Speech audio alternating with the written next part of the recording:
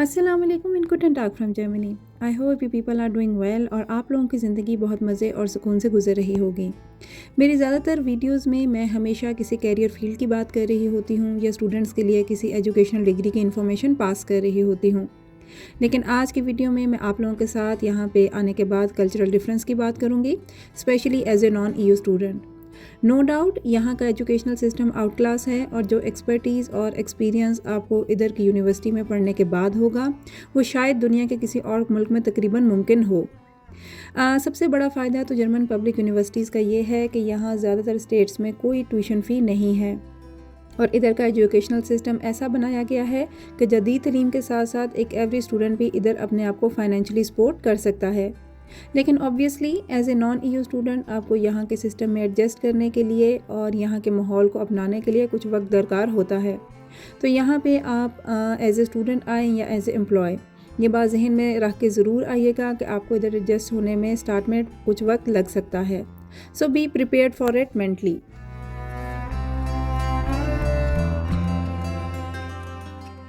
सबसे बड़ा डिफरेंस जो आपको इधर आने के बाद महसूस होगा वो है लैंग्वेज का। ऑल्दो जर्मनी में बहुत सारे कोर्सेज़ और जॉब पोस्ट ऐसी हैं जहाँ पे आपको जर्मन लैंग्वेज रिक्वायर्ड नहीं है। बहुत सारे लोगों का पहला सवाल भी यूजुअली लैंग्वेज से ही रिलेटेड होता है, लेकिन यहाँ पे मैं ये शेयर करना चाहती हूँ कि लैंग्वेज के बगैर इधर लॉन्ग टर्म में रहना मुश्किल है। आपकी यूनिवर्सिटी या जॉब की लैंग्वेज इंग्लिश तो हो सकती है, लेकिन यहाँ पे अपने रोज़मर्रा काम निपटाने के लिए और इधर सोशली एडजस्ट करने के लिए जर्मन लैंग्वेज का होना ज़रूरी है। अदरवाइज़ क्वालिफ़िकेशन होने के बावजूद आप अपने आप को इधर मिसफिट महसूस करेंगे। जर्मन लैंग्वेज से ना सिर्फ आपकी जॉब अपॉर्चुनिटीज़ बेहतर होंगी बल्कि सोशल इंटीग्रेशन का एलिमेंट भी बेहतर होगा। और वैसे भी अगर आप इधर लॉन्ग टर्म में रहना चाहते हैं और इधर नेशनलिटी के लिए अप्लाई करना चाहते हैं तो लैंग्वेज अल्टीमेटली आपको करनी ही पड़ेगी। तो बेहतर है कि जर्मनी में आने से पहले अपने होम कंट्री में या इधर आने के फ़ौरन बाद आप B1 या B2 लेवल तक की लैंग्वेज कर लें ताकि इससे जल्द फ़ायदा उठा सकें। लैंग्वेज सीखने के साथ साथ आपको ऑटोमेटिकली इधर का कल्चर, नॉर्म्स एंड वैल्यूज़ का भी अंदाज़ा होता चला जाएगा, जो कि आपको इधर एडजस्ट करने के लिए बहुत यूज़फुल साबित होगा।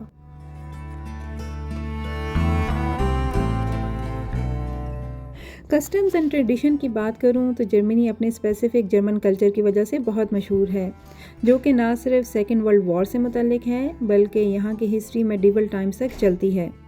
एज ए इंटरनेशनल स्टूडेंट आप यहाँ पे बहुत कुछ एक्सपीरियंस करते हैं, मसलन क्रिसमस टाइम पे यहाँ के क्रिसमस मार्केट्स, यहाँ का अक्टूबर फेस्ट जो कि बवारिया स्टेट की पहचान है, और फोल्क्स फेस्ट जो कि यहाँ के स्टेट बादन-वुर्टमबर्ग में खुसूसी तौर पर एनुअल हार्वेस्ट के मौके पर 3 वीक्स के लिए मनाया जाता है।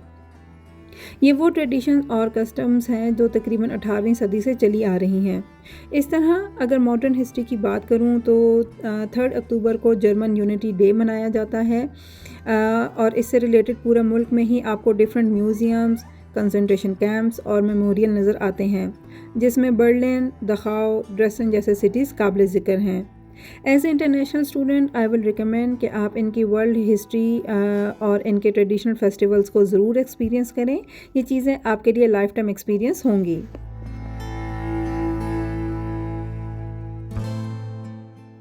जर्मनी में डाइवर्सिटी एंड इंक्लूसिविटी का बहुत ख्याल रखा जाता है। हर यूनिवर्सिटी की अपनी स्टूडेंट काउंसिल होती है जिसमें वो स्पेशली इंटरनेशनल स्टूडेंट्स की ज़रूरियात और प्रॉब्लम्स को मद्देनज़र रखते हैं। इसी बिना पर यहाँ स्टूडेंट एडवाइज़री में स्पेशली इंटरनेशनल स्टूडेंट्स के लिए जर्मन लैंग्वेज के कोर्सेज भी मुतारिफ़ कराए जाते हैं जो कि फ्री ऑफ कॉस्ट होते हैं। इसके अलावा इंटरनेशनल स्टूडेंट्स के लिए डिफरेंट मीटअप्स अरेंज किए जाते हैं, मसलन cultural day, holiday, Eid day and so on. ये मीटअप्स ना सिर्फ आपको नई जगह पे नए फ्रेंड्स बनाने के काम आते हैं बल्कि सोशली इंटीग्रेट करने का भी मौका फराहम करते हैं। इसके अलावा स्टूडेंट काउंसिल आपको दीगर मामलात ज़िंदगी में भी हेल्प करता है। मसलन जर्मनी में आते ही आपको सिटी रजिस्ट्रेशन करवानी होती है जिसके लिए रजिस्ट्रेशन ऑफिस जाना होता है। चूँकि यहाँ गवर्नमेंट ऑफिस में नॉर्मली जर्मन ज़बान बोली जाती है, तो अगर आप लैंग्वेज में परफेक्शनिस्ट नहीं हैं तो you can ask help from student.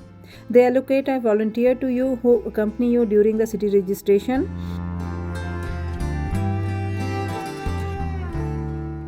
Similarly academic point of view से आप अपने प्रोग्राम कोऑर्डिनेटर से रिकमेंडेशन ले सकते हैं। इस तमाम हेल्प के बावजूद डेली रूटीन में बहुत सारी चीज़ें ऐसी हैं जो आपको स्टार्ट में वियर्ड लगेंगी। मसलन you might feel that people are not so friendly here. इधर का वेस्ट डिस्पोजल मेथड बहुत कम्प्रहेंसिव है।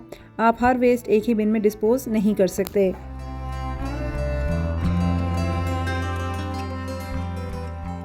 इवन इधर ग्लास बॉटल्स भी अलग अलग तरीके से डिस्पोज की जाती हैं। Similarly you might find it weird that markets are usually closed around 7 और 8 PM इन द इवनिंग, और संडे को भी नॉर्मली तमाम मार्केट्स और ग्रॉसरी शॉप्स बंद रहते हैं। यहाँ पे पर्सनल स्पेस और पीस का बहुत ख्याल रखा जाता है कि यहाँ पे इवन संडे को भी कोई लाउड काम नहीं कर सकते। यहाँ संडे को रुएटा कहा जाता है, जिसका मतलब है क्वाइट डे। तो अगर आप वैक्यूम क्लीन से सफाई करनी है या कुछ रेनोवेशन का काम करना है तो वो संडे को पॉसिबल नहीं है।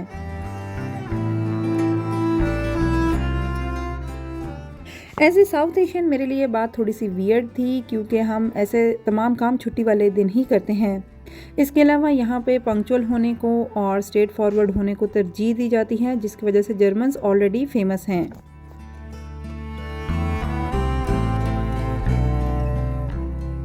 ये तो थी जी मेरी आज की video. Please don't forget to subscribe my channel and give your valuable feedback in the comment section below.